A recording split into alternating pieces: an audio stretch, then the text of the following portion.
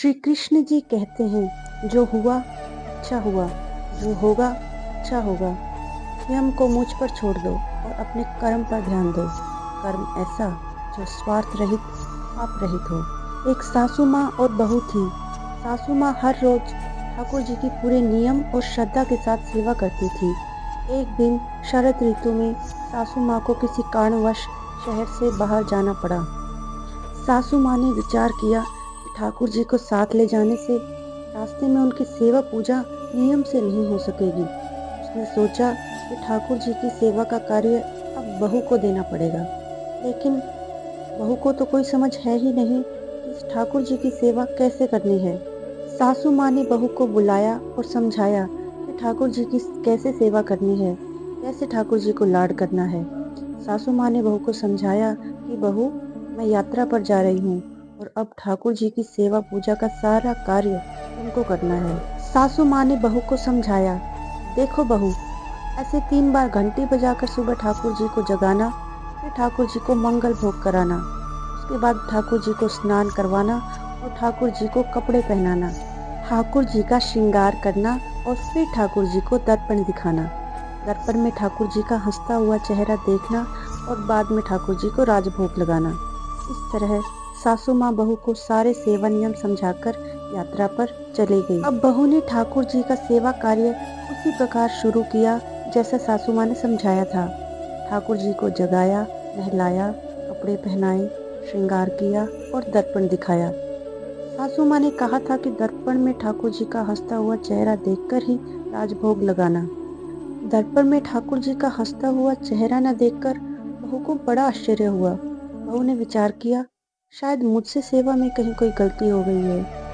तभी दर्पण में ठाकुर जी का हंसता हुआ चेहरा नहीं दिख रहा। बहू ने फिर से ठाकुर जी को नहलाया, श्रृंगार किया, दर्पण दिखाया, लेकिन ठाकुर जी का हंसता हुआ चेहरा नहीं दिखा। बहू ने फिर विचार किया कि शायद फिर से कुछ गलती हो गई है। बहू ने फिर से ठाकुर जी को नहलाया, श्रृंगार किया और दर्पण दिखाया। जब ठाकुर जी का हंसता हुआ चेहरा नहीं दिखा, बहू ने फिर से ठाकुर जी को नहलाया। ऐसे करते करते बहू ने ठाकुर जी को 12 बार स्नान करवाया। हर बार दर्पण दिखाया, मगर ठाकुर जी का हंसता हुआ चेहरा नहीं दिखा। अब बहू ने 13वीं बार फिर से ठाकुर जी को नहलाने की तैयारी की। इस बार ठाकुर जी ने विचार किया कि यदि इसको अभी भी मेरा हंसता हुआ चेहरा नहीं दिखा तो ये आज पूरा दिन नहलाती ही रहेगी। अब बहू ने ठाकुर जी को नहलाया, कपड़े पहनाए, श्रृंगार किया और दर्पण दिखाया। बहू ने जैसे ही ठाकुर जी को दर्पण दिखाया तो ठाकुर जी अपनी मन मोहिनी मंद मंद मुस्कान से हंसे। बहू को संतोष हुआ कि अब ठाकुर जी ने मेरी सेवा स्वीकार की। अब यह रोज का नियम बन गया, ठाकुर जी रोज हंसते। सेवा करते करते अब तो ऐसा हो गया कि बहू जब भी ठाकुर जी के कमरे में जाती, बहू को देखकर ठाकुर जी हंसने लगते। कुछ समय बाद सासू माँ वापस आ गईं। सासू माँ ने ठाकुर जी से कहा कि प्रभु क्षमा करना, अगर बहू से आपकी सेवा में कोई कमी रह गई हो तो। अब मैं आ गई हूँ, आपकी सेवा पूजा बड़े ध्यान से करूँगी। तभी सासू माँ ने देखा कि ठाकुर जी हंसे और बोले कि मैया, आपकी सेवा भाव में कोई कमी नहीं है, आप पूरी श्रद्धा से सेवा करती हैं। लेकिन मैया, दर्पण दिखाने की सेवा तो आपकी बहू से ही करवानी है। इस बहाने मैं हंस तो लेता हूँ।